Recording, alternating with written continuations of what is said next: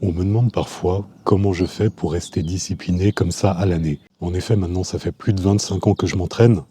Ça fait facilement plus de 15 ans que je pèse tout ce que je mange. Et c'est vrai que quand on est au début d'un processus de mise en place de nouvelles habitudes dans notre vie, ça paraît quelque peu inconcevable, extrême. Et quand on voit cela, on se dit que ce n'est qu'une histoire de discipline. Or, ce n'est pas tout à fait ça. Nous allons aujourd'hui décortiquer point par point ce qui fait qu'on peut mettre en place des habitudes de vie sur une durée aussi longue. Tout d'abord, bien évidemment, ce n'est pas une histoire de motivation. Comme d'habitude, ce qui est normalisé par les masses, c'est systématiquement la direction à ne pas suivre. On met constamment en avant la motivation sur les réseaux sociaux, tout du moins pour ce qui est du contenu qui a la plus grosse visibilité, puisqu'on dit ce que les gens veulent entendre, ce qui est le plus simple, le plus accessible. Mais la motivation, elle nous sert juste à démarrer quelque chose. C'est l'énergie dont nous avons besoin pour mettre en place une nouvelle habitude. C'est tout. Son rôle ne repose que là-dessus. Dans un second temps, effectivement, la discipline prend le relais. Tout ne repose pas dessus, encore une fois, mais c'est ce dont nous avons besoin au début d'un processus pour mettre en place de nouvelles habitudes. Si on ne se repose que sur la motivation, ça ne tiendra jamais. Donc on a besoin d'une discipline assez poussée au début pour nous forcer. Oui, on est au XXIe siècle, on n'aime pas ce genre de mots, donc j'adore nous forcer à maintenir ces nouvelles habitudes. Parce que si on ne se repose que sur notre émotionnel, la motivation, on y revient, au moindre inconfort dans notre vie, à la moindre friction, on va abandonner. C'est là que la discipline prend le relais. Elle est nécessaire au début à la mise en place de nouvelles habitudes. Mais pareil, on ne peut pas se baser que sur la discipline pour continuer au bout de plusieurs années. Parce que la contrainte sera trop grande et la pression ressentie trop difficile à gérer en fonction des profils.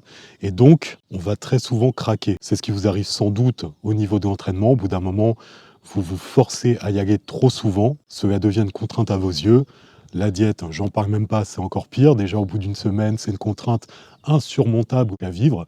Ça fait partie vraiment de nos grosses difficultés, nos gros combats au XXIe siècle. Ne pas manger n'importe quoi.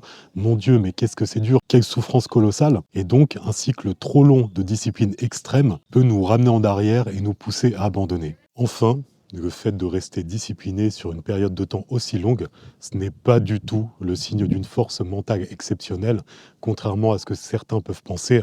C'est une question de travail. Pour continuer à briser certaines idées reçues, non, ce n'est pas inné, on ne naît pas discipliné. Oui, évidemment, un cadre familial, une éducation basée sur une grosse discipline, bien entendu, va nous emmener dans cette direction, mais ce n'était pas mon cas. C'est quelque chose que j'ai appris au fur et à mesure du temps, c'est quelque chose que j'ai travaillé tout du long de ma vie. Je n'étais pas du tout comme ça initialement, bien au contraire. Mais c'est quelque chose qui se travaille comme un muscle, encore et toujours. Le cerveau, on a trop tendance à négliger ce fait, ou on ne veut pas y croire, mais on peut le travailler, on peut le modeler. S'il a été conditionné, on peut le déconditionner, mais bien évidemment, ça demande de la répétition, ça demande du travail, comme votre physique. C'est la même logique. Nous ne sommes pas condamnés à être ce que nous ne voulons pas être. Maintenant, si ce n'est ni la motivation, ni la discipline extrême, ni la force mentale, qu'est-ce qui me fait tenir depuis autant de temps? L'engagement dans un processus qui a du sens pour moi. Un engagement total, et quand quelque chose compte vraiment pour toi, tu ne négocies jamais avec l'effort que ça demande. Pour étayer mon propos, je vais vous parler un petit peu plus de mon rapport à l'entraînement. Alors tout d'abord, ce n'est ni une motivation ni une contrainte. Ça l'a été au début, bien entendu, comme beaucoup d'entre vous.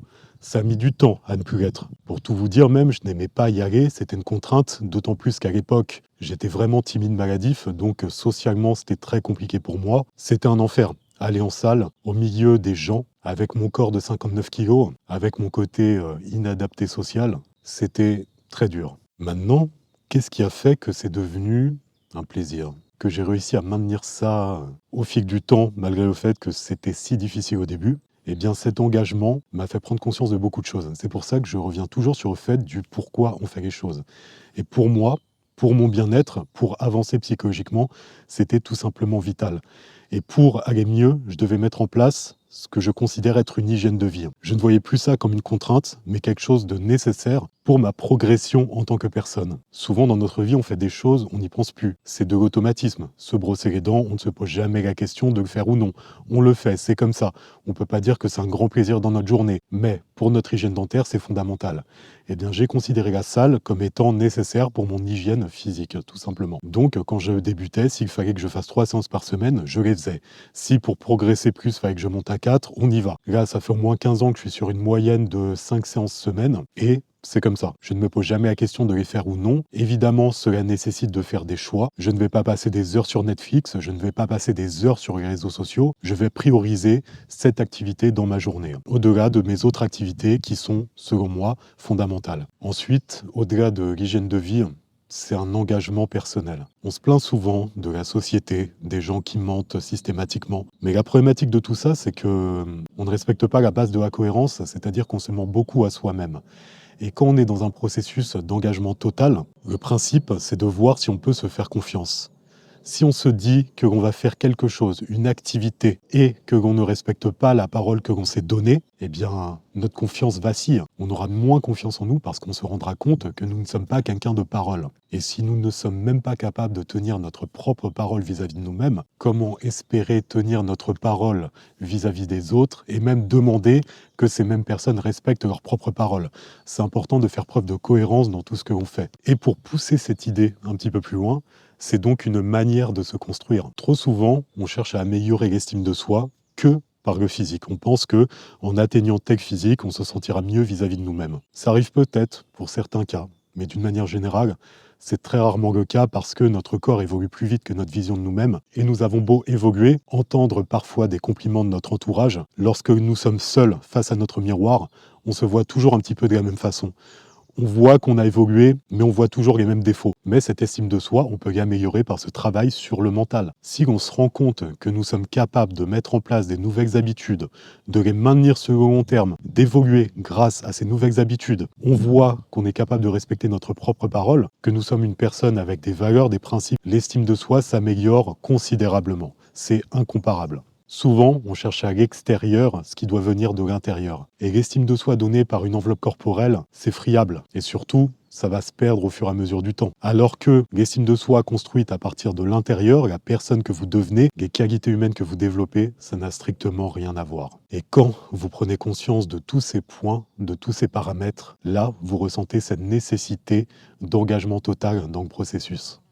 Il est temps de parler de ce qu'on ne veut pas entendre. C'est un petit peu ma marque de fabrique en même temps sur cette chaîne, mais je préfère toujours évoquer la réalité des choses plutôt que de nourrir les esprits par des fausses promesses et des fantasmes inaccessibles. En général, on cherche des méthodes pour se motiver. On cherche de l'émotionnel, encore une fois, on cherche à ressentir quelque chose. Mais la problématique de cette approche, c'est que c'est court terme. On va ressentir un boost de motivation sur le moment, un boost d'envie, et ça va très vite passer, on ne va avancer nulle part avec ça. C'est de toute façon ce qui se produit chaque année, entre les résolutions du jour de l'an, entre le summer body, entre la rentrée de septembre, à chaque fois, tout repose sur de la motivation et on abandonne au bout d'un mois, 2 mois, 3 mois pour les plus déterminés d'entre vous. Maintenant, je pense qu'il est important de se poser les bonnes questions. C'est ça souvent l'erreur que l'on fait, c'est que, encore une fois, on se lance dans un processus suite à un boost de motivation généré par les réseaux sociaux, notre entourage, une difficulté dans la vie. Et la question vraiment à se poser, c'est est-ce que cet objectif compte vraiment pour toi? Trop souvent, on se lance dans une direction et c'est pas forcément ce que l'on voulait. On veut pas forcément tel corps. On veut ce à quoi nous donne accès ce corps, tout du moins ce que l'on en pense. Pourquoi tu t'es lancé dans ce processus? Pourquoi fais-tu ça? Et si ce pourquoi est vraiment solide, est vraiment fort, est vraiment personnel, il n'y a plus de questions à se poser, il n'y a plus d'histoire de motivation. Si c'est une vague idée parce que sur les réseaux, tu as vu des corps que tu trouves beaux et tu dis « Ah, j'aimerais bien être comme ça sur un malentendu », bien sûr que non, tu ne tiendras pas sur la longueur parce que tu vas te rendre compte que le prix à payer est beaucoup trop élevé par rapport à ce que toi, tu es prêt à mettre en place dans ta vie. Faut pas se leurrer, contrairement à ce qu'on essaie de vous vendre, un corps hors norme, en toute logique, demande un engagement hors norme. C'est pas avec 3 séances, une diète suivie à 50% et des séances effectuées à la mode du XXIe siècle, c'est-à-dire scotché sur le téléphone avec des temps de repos de 10 minutes que vous arriverez à ce genre de résultat. En fonction, bien entendu, de votre capital génétique, cela demandera beaucoup plus de temps que ce que vous pensez et certains objectifs, bien entendu, seront complètement inaccessibles. Mais attention en ces temps de déresponsabilisation dans tous les domaines, à ne pas se dire que votre génétique vous empêchera de progresser. C'est ça encore une fois, un des gros biais de notre époque, c'est le manque de nuances de la pensée. Bien entendu qu'une génétique peu favorable nous empêchera d'atteindre des objectifs colossaux, mais nous pouvons tout du moins énormément progresser si nous sommes prêts à payer le prix, bien entendu, en nous engageant totalement dans le processus. Maintenant, pour revenir sur la question à se poser, est-ce que cet objectif compte vraiment pour toi? Les choses sont très simples. Si c'est le cas, tu fais ce qu'il faut. S'il ne compte pas, tu négocies. La discipline n'est pas un talent, c'est le résultat d'un engagement clair envers ce qui compte vraiment pour toi.